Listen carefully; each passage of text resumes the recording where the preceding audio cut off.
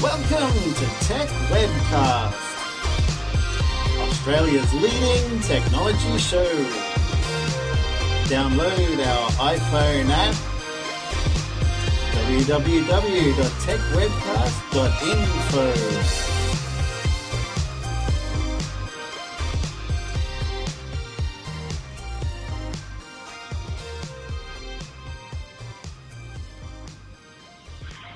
Welcome to episode 137 of the Tech Webcast podcast, recorded on Friday, the 8th of July, 2011. Tech Webcast is recorded live every Saturday and occasionally Friday, and rebroadcast on the Aussie Tech Heads on Thursday nights at 7. Upcoming news stories later in the show. Hackers targeting popular sites such as Facebook with malware. Facebook now comes with extra faces after rolling out video calling feature with Skype, and 9 reasons why you need at least a 2 gigabyte plan. Today's hosts are Brad, Jason, Bob and Steve, with special guest Cali Lewis. How are you doing, Brad? Hey Jason, how are you, mate? Pretty good. Got a bit of a cold, but I'm here, so that's the main thing. Well, you have a day off miss work. out on this show. No, I agree, mate. We cannot miss out on this show. What's been happening? What's been happening? Been getting busy with the new Tech Webcast application for iPhone and iPad. Wicked. I've been using that as well. It looks pretty good. Looks great. Yeah, this one's going to be universal and 99 cents US or $1.19 Australian, because they've got the extra tax for being in Australia. Cool. Now, can we talk about the interview that we did with the with that person the other day? Or yeah, with Ali Coyne. Had an interview for the Tech IT Journo website, and we'll be able to check that out later. It's been put onto our sites, both bradsblog.org and jasonoakley.me, and she discussed the show and the application and the history of the show. Yeah, it was a quite interesting show. It was good chatting with her. Yeah, nice interview there. And and also we have Steve from Chatterbox Live. Hey, Steve. Hey, how you doing, Brad? Good to have you on, mate. And also we have Bob from Tech Luster. What's up, Bob? Hello, Brad. How you going, mate? I'm not too bad, dude. How are you? Good, mate. Good. And also we have Cali Lewis. Hey, guys. Hey. How are you? Hey, Kelly. Welcome to the show. Glad to be here. Thanks for having me. All right. It's an early morning recording, this one, for us. What time is it where you are? Oh, it's 5 o'clock p.m. 5 o'clock. That's not too bad then. That's all right. Bob's the not only at one all. we're keeping out of bed. I think we tried to schedule it so that everybody would be happy. Oh, yeah, definitely. Yeah, I'm happy about the time. That's good. So, all right, let's talk about what you do. So what do you do, Kelly, on the internet for people who's not up to what you do? I talk tech. So Talk tech, I have yep. a show called Geek Beat TV. I've been doing online technology shows since 2005. And Geek Beat TV is a 5-minute-ish video where I discuss new technologies, new gadgets that are coming out. It's very quick, a lot of information packed into the one episode, and I release that several times a week. And then I also have Geek Beat Live, which is my live version of the show. I have a co-host for that, John P., and we get to talk more in depth because I can't really say too much in 5 minutes. So we get more in depth on the live show, and we go for an hour to an hour and a half. Within, outside of that, I do a lot of technology sections on CNN and Fox and Sirius Radio. So wow. I like to talk tech with everybody and have fun with it. All right. What happened everywhere. What happened with Geek Brief. Geek Brief? What happened with that show? Why did it close down and that sort of thing? Well, sometimes business decisions come in such a way that you need to make changes. Yep. And so last year we did make a change and rebranded, and the old show is just that, it's done, and the new show is Geek Beat TV. So which name do you like better? Well, both are my babies, so it's kind of hard to say. Yeah, true. But I think the beat kind of gets people, kind of tells people what it is. It's like a news beat, Yep. And so I think people understand what it is right away. All right, cool. As long as you put geek in there, that's all that matters. Exactly right, Steve. Good point. All right, so Jason's got some questions for you, Kelly. So fire away, Jason. So the Geek Beat is on revision 3. Yeah. Love How those long guys. have you been with Revision 3 now? About a year. It's amazing. So we've been together about a year, and they are top notch in the industry. They've got all the biggest shows, Dig Nation. They've got Techzilla, and they're constantly recruiting other great shows, and so it's a good family to be a part of. We await the day when they give us the call. Get an Australian flavour in there. Yes, exactly. We'll get on to Kevin about that. So tell us a bit about OpenCamp and how that got started as well. Okay, so OpenCamp is a conference that John P. and I have organized. We organized it last year.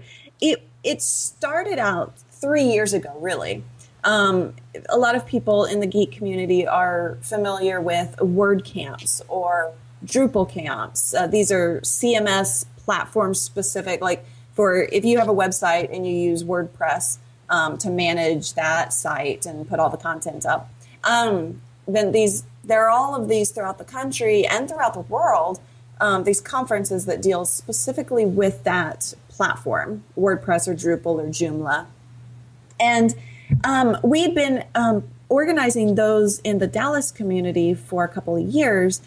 And last year we were like, it doesn't make sense that we're platform specific. It doesn't make sense that we aren't kind of grouping it together. Every blogger, regardless of what size of blog you have, regardless of what platform you use, regardless of the topic of choice, you need some additional information. You need to know how to make money at it. You need to know how to do SEO properly. There are all these general topics that they cover on all of the different conferences. And so we decided to do OpenCamp, where we gather everyone together. And we had part of the conference that focused on those general topics, and then part of the conference that split out the platforms so that you could learn more about the specific platform that you wanted to use more in depth. And so it worked really, really well. Everyone was super excited, super happy. We had 600 attendees, 60 speakers, and we had the U.S. Army Golden Knights come in. They are the parachute team, and I know that you guys are in Australia, but you may have seen them. They fly into any of our major sporting events. They parachute in. And this is a group of the Army that are just amazing. They have such skill. They can fly out of a plane, parachute down, and land on a very specific X spot. The X marks the spot. They land there. They're not landing 2 feet over. They're not landing 2 inches over. They land right there. They're just so skilled. It's amazing. And they use that in war and everything. But so they came in. They threw some of our speakers out of the plane doing tandem jumps. And it was my first time skydiving. It was probably the most incredible experience I've ever had. Pretty scary? No, not scary at all. I was way excited. Did you get that one filmed? Oh, yeah. I actually did an interview in the sky. I had a contour camera and had it taped in my glove. And so I kind of pointed my arm back at me and the guy that I was tandem jumping with.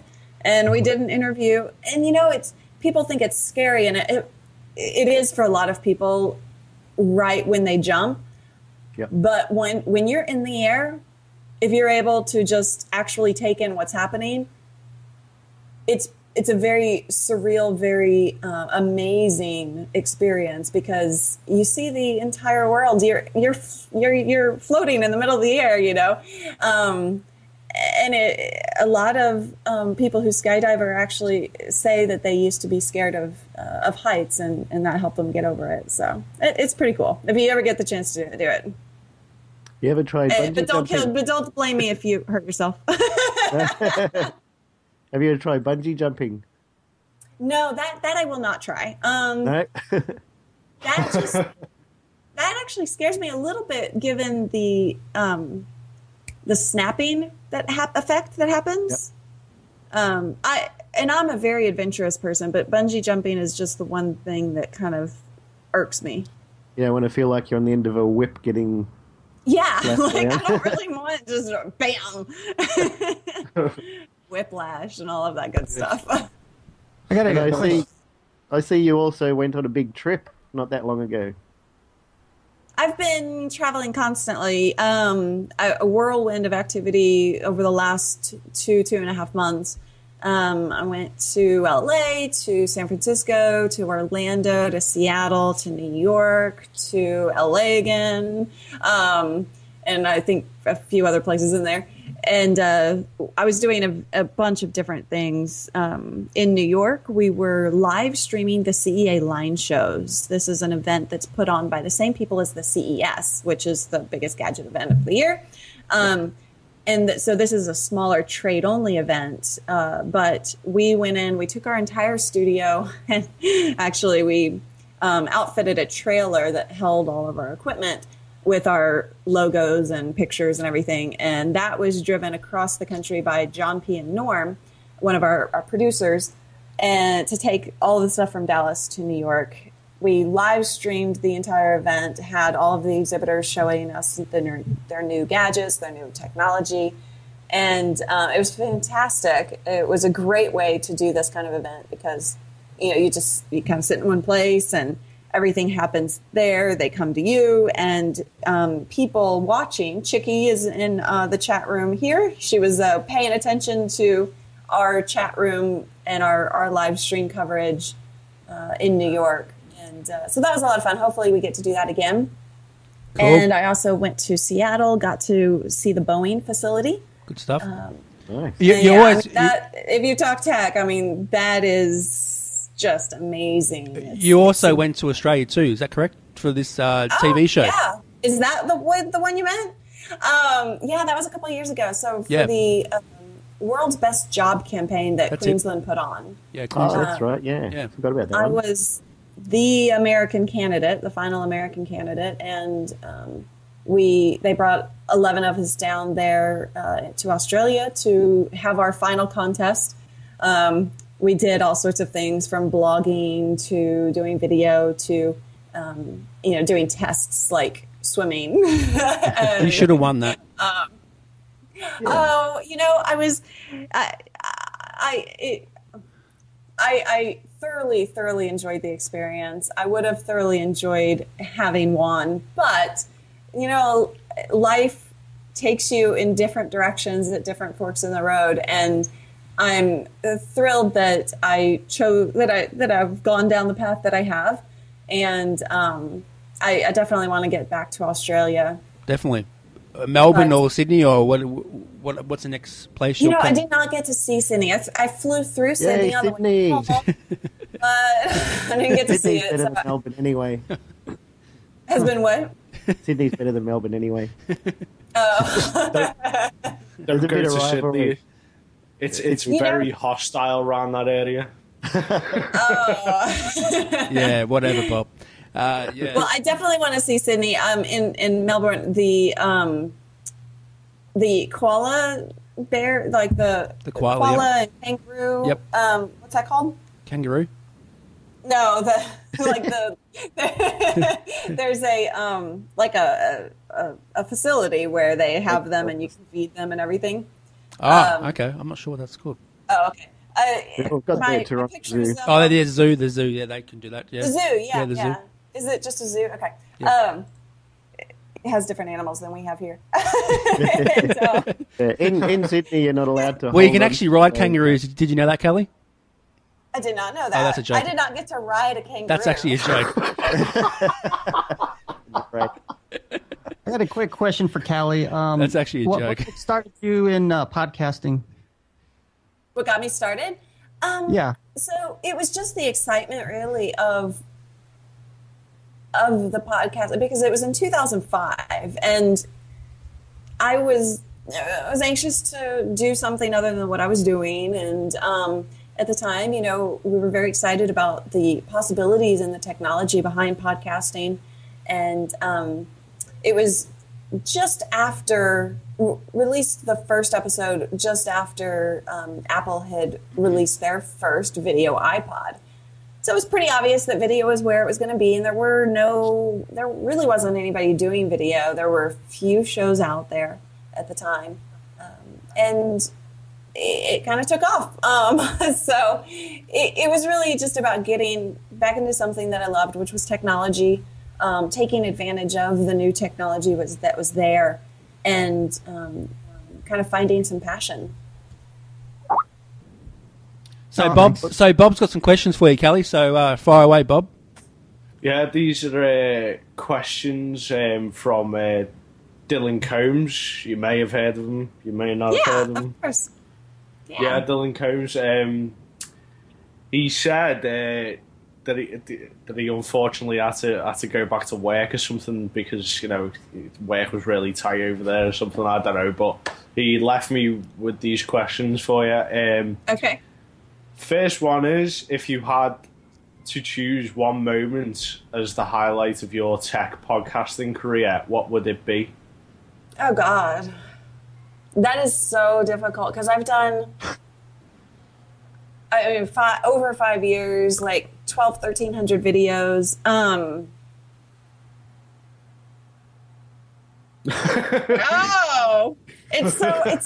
It's like picking, your favorite moment with one of your kids when you have 4 of them. I have had some incredible experiences. These aren't going. If I had time to think about that, I would probably come up with something better. But I think just generally speaking, getting to do the stuff that I get to do is not normal by any means, and I appreciate that and I understand it, and I'm so thankful to be able to do it. Things like the skydiving, things like going meeting and becoming friends with the producer of the TV show House, getting to see them shoot an episode, getting to go to the Boeing facility and fly on a brand new American Airlines plane that hasn't been flown anywhere else. Getting inside looks at Knox and all of these different tech type of adventures that I've been on. And I'm just so thankful that my life is what it is, and that I get to share it with everybody, because that anytime I do something, I don't ever experience it just for myself. I'm experiencing it for the world, essentially. And that may sound pretentious or something. I don't mean it that way. I just mean that I want to give other people the opportunities to experience what I get to experience, because it's amazing. Yeah, I'm so jealous right now. Can you stop? I'm sorry. I'll shut up. Okay, so the second question he's got written down for you is, what's your predictions for the future of PCs? As in, are we headed towards mostly mobile world? Will the desktop die in the next 10, 20 years? I think we're definitely seeing movements towards the smaller PCs, which are becoming very mobile.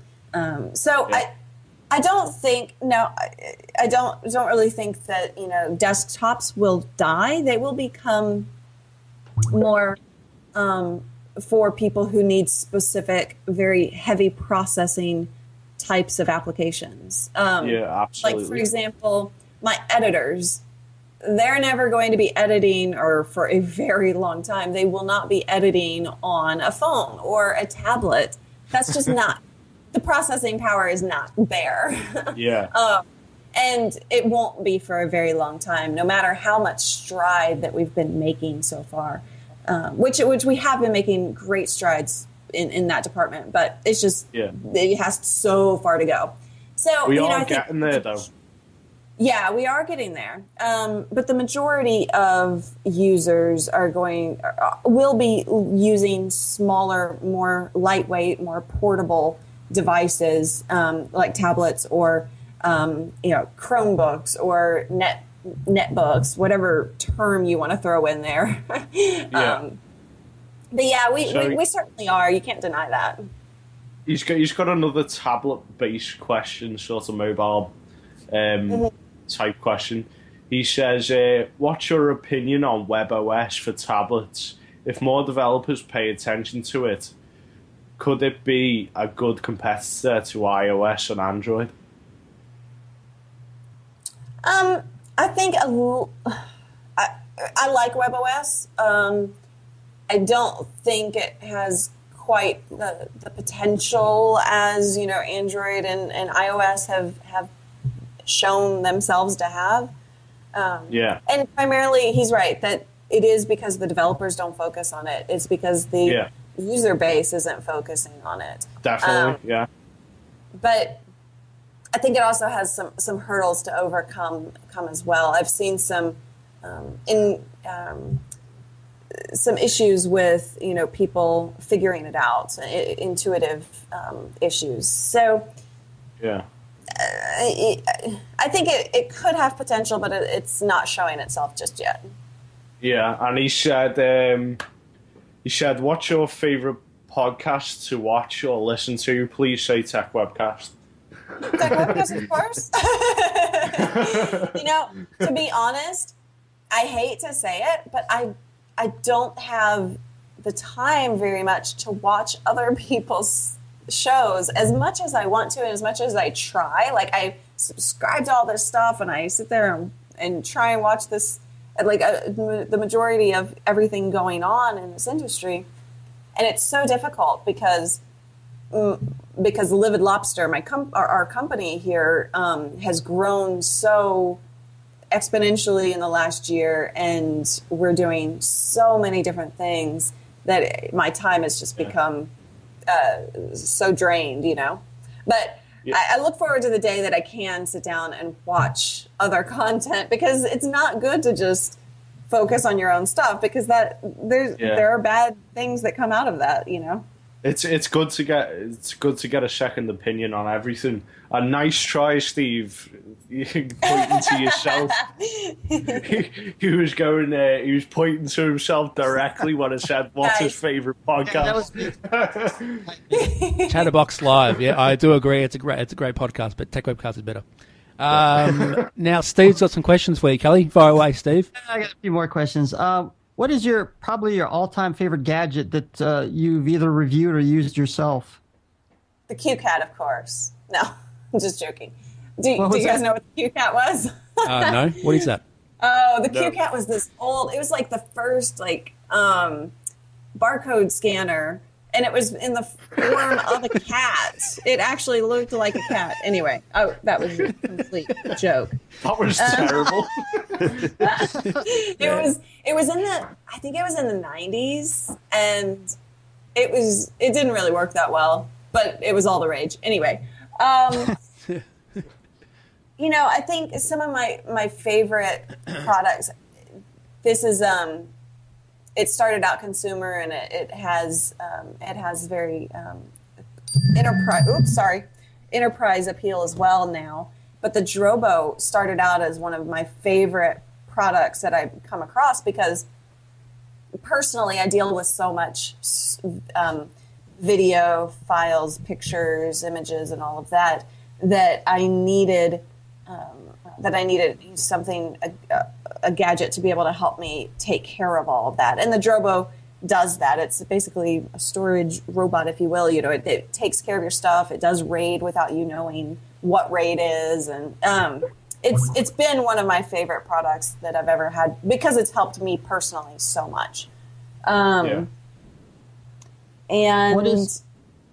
yeah, go ahead.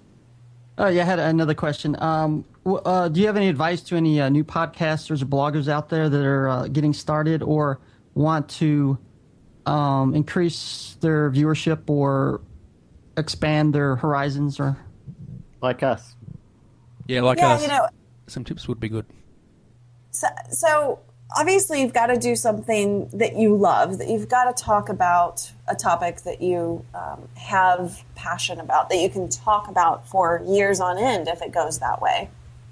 And so you don't want to just wind up, going with a topic that has, excuse me, I'm getting over a cold. That has limited supply. You have to, when you're looking at audience, unfortunately, the only thing I can say is that you have to put out great content. You have to do your very best and strive for perfection, even though it won't be perfect. You have to outwork everybody else. You have to outperform everybody else. And you can't even focus on getting an audience, really, or getting sponsorship to pay you for all that time until you have great content that people want to watch. Then, once you have the great content, then you can start looking for audience members. And that is a tricky business. The great thing about podcasting and online video is that anybody can do it. The problem with it is that everybody does it. So, yeah, exactly. You really have to set. Yes, there's a ton of competition out there, and you have to set yourself apart. And even if you set yourself apart, that's no guarantee that people will find you. Keep in mind that people's attention spans are very short. Limited. Yes, they are. And so video versus audio, you look at longer form video. I mean, our Geek Beat Live is longer form video. So when I say that attention spans are short, I'm not saying that you only do short form productions, but you kind of have to adjust within that knowledge, Geek Beat Live gets a lot of viewers, but they may not all watch the whole thing, so you have to realize that and pick and choose where your focus is. But you also have to be everywhere. People these days do not want you to tell them how to watch you. If they're going to watch you, they're going to watch how they want, where they want, when they want. And so you have to be available on YouTube. You have to be available on iTunes. You have to be available on Vimeo, Vidler. You have to be available on TiVo if you can. TiVo, yes. You have to move yourself in the direction so that anybody can find you anywhere that they are already paying attention to stuff. So getting your stuff in front of the audience is the big question, right? And for sure. It's different for everybody, unfortunately. So look at what other people are doing. There's nothing wrong with copying models, but that doesn't mean that it's going to work for you. So you have to look at why that worked for them, and adjust accordingly for your audience, for your target market, and all of that stuff. So it is a lot of adjusting and playing with and learning from mistakes. Cool. And you just got to be willing to do it. All right, I've got a question for you, Kelly. Now, do you have a iPhone app or an iPad app for your show? Yeah. It's called the Cali app on iPhone. All right. And it's also on Android. Although I think if you search the market, it's just Cali Lewis rather than Cali app. All right, cool. All right, so Jason's got some tech news. Jason? Yeah, I'll just tell you a quick rundown of news. Cool, mate. All it can take is one click on a link posted by a Facebook friend and you're infected with malicious and dangerous software. The infection will sit quietly and patiently, gleaning your passwords as you go about logging onto your bank accounts and social networking profiles, looking to steal your identity and your money. Malicious software or malware infections are nothing new in the online world, but they are becoming more sophisticated according to a new report. The 2011 mid-year security report by a web security provider said criminal organizations operating malware networks were increasingly targeting popular and trusted websites. An internet user visiting a more popular website or search engine can be infected by clicking on an ad known as malvertising, the second most common form of malware delivery before search engine poisoning.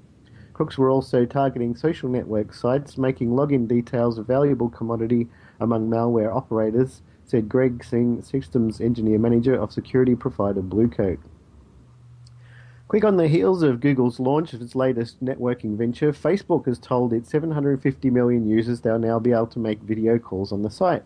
The feature will be powered by internet phone service Skype, bought by Microsoft for $8.5 billion earlier this year.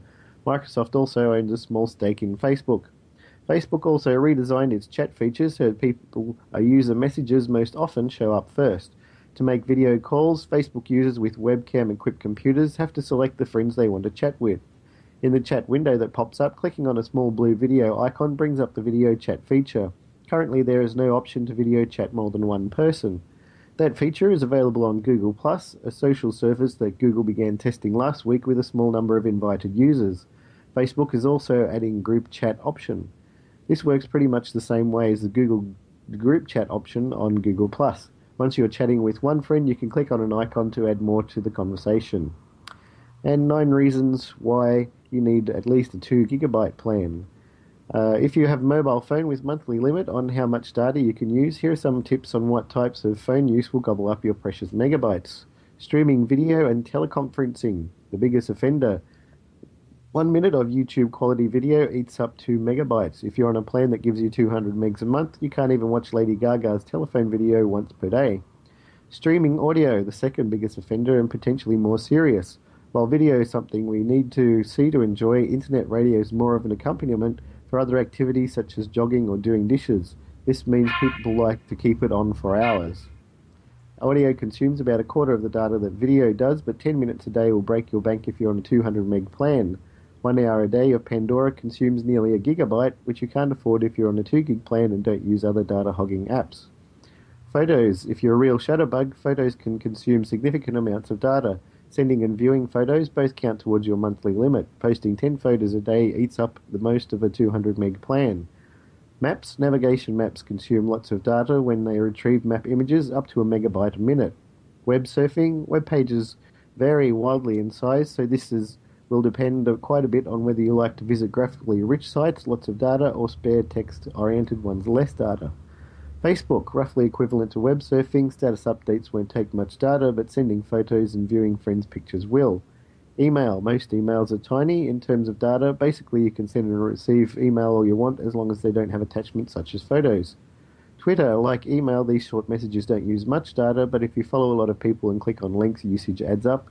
And weather apps. Small focused apps that report simple but useful things such as weather forecasts save data and time compared with looking at the same information on a web page.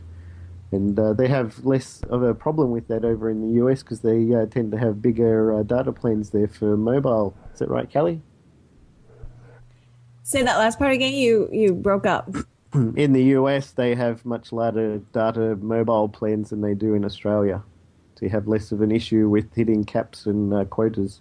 Right. Yeah, we don't. Yeah. You guys have a lot of issues with caps. And we used to have unlimited plans here, but they're taking those away. So we might run into that. Oh, well, more so. That's not great for exactly shows like ours that have a lot of video and audio all the time. Yeah, exactly.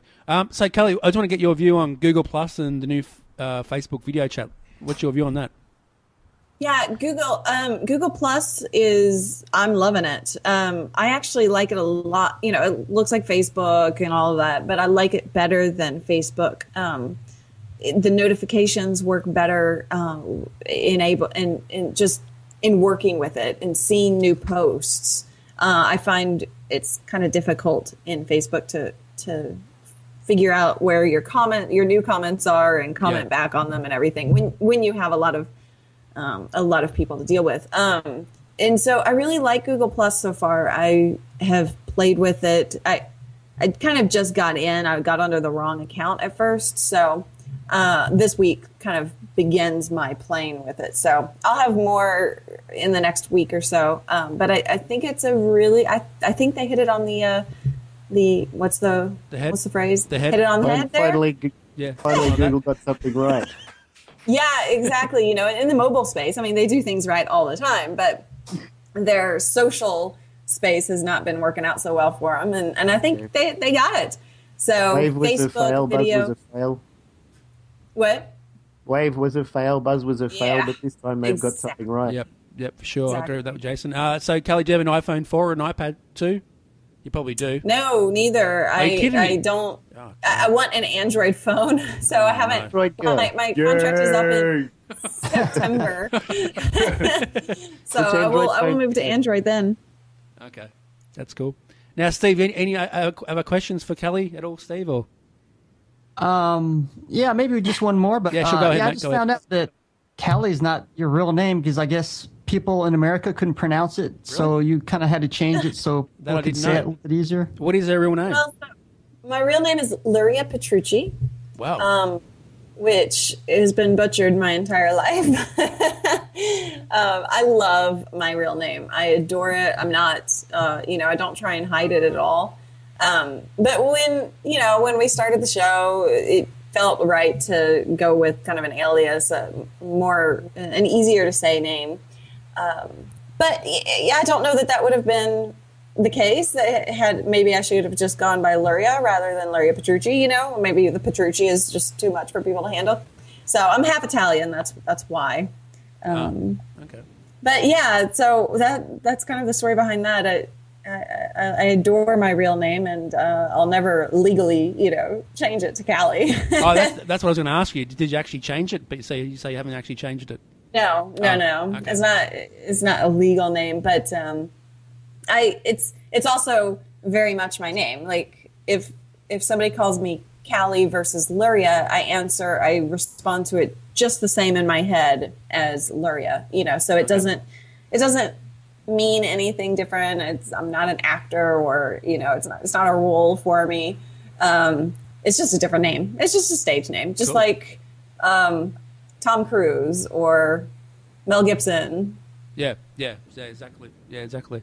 Okay. Any other question before we go to Bob, or any questions, Jason, or anyone else? Yeah, don't forget to add me on Facebook. All right. Look out Google for a Plus? name, Bobby. Oh, God. Hey, I Google added Plus. her on Google Plus, though. Yeah, thanks for adding me on Facebook too, Kelly. Yeah, and Google Plus too. Yeah, make sure you add them guys if you want to add her. If you want to And add don't her. forget to keep an eye out for the Tech Webcast application. Yes. Version 2.0 out soon in the App Store. You're going to be able to view the website, our Twitter feed, our YouTube videos. You can listen to podcasts on the little jukebox player that's in there. Definitely. Have a look at the live stream, read the calendar about people we're going to be interviewing in the future. So that should be out very soon. And it's going to be a paid one too, Jason. That's right. Yep. How do you reckon And that will go it's down, currently mate? in beta, so if you want to try it out, go to bluebilby.com and sign up to beta test. But it should not be very long before it's going to be released. Cool. How do you reckon they'll go down with a paid ad? Do you reckon people will buy it? I think so, yeah. It's got a lot of functionality in it, and it's also universal, so you just buy it once, you can put it on all your devices. That's got to be a great deal, right? Oh, yeah, definitely. I agree with that. Yeah, and getting paid for buying an application is pretty good. I think most of the money will go to you because you're the one who actually made the application. But no free steak knives, sorry. No. Okay, and Bob, where can they find you on Twitter, mate? Twitter.com/techluster, and also Facebook.com/techluster, and also we have our own website, techluster.com. Cool. And Jason? You can find me on Twitter, Warlock, WAULOK, JasonOakley.me, and bluebilby.com. Okay, you can find me on Twitter, Brad Oz, and Tech Webcast. And Steve, where can they find you, mate? And Justin.tv/Linux Cool Dude, and Twitter, Chatterbox Live. Cool. And Cali, where can they find you on the interwebs? Twitter.com/Cali Lewis and GeekBeat.tv. Cool. And also, John says hi. John. John from the Philippines.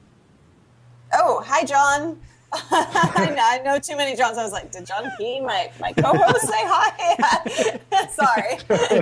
Hey, John. Yeah, John, you've actually been on his show before, the Tech Conclave. You actually did a geek thing. Oh, yeah. Okay, got it. Yeah, and he just wanted to say hi, and he's a big fan of you and that stuff. Awesome. Yeah, I enjoyed being on his show. That's good. All right, and thank you for being on this show, Kelly, and of course. And thank you to Steve, Jason, and Bob for being on. Cool. Yeah, thank you, Brad. It's Thanks. a pleasure always. Hey, all good, mate. All good. What's your view on the Facebook video chat, by the way, before we go? Bob, do you like that? Yeah, but I like Google Plus's one better. Sorry, Facebook. This podcast is a proud member of the Tech Podcast Network. If it's tech, it's here. Listen to other great tech podcasts at www.techpodcasts.com. This is Tech Webcast. Computers. Technology.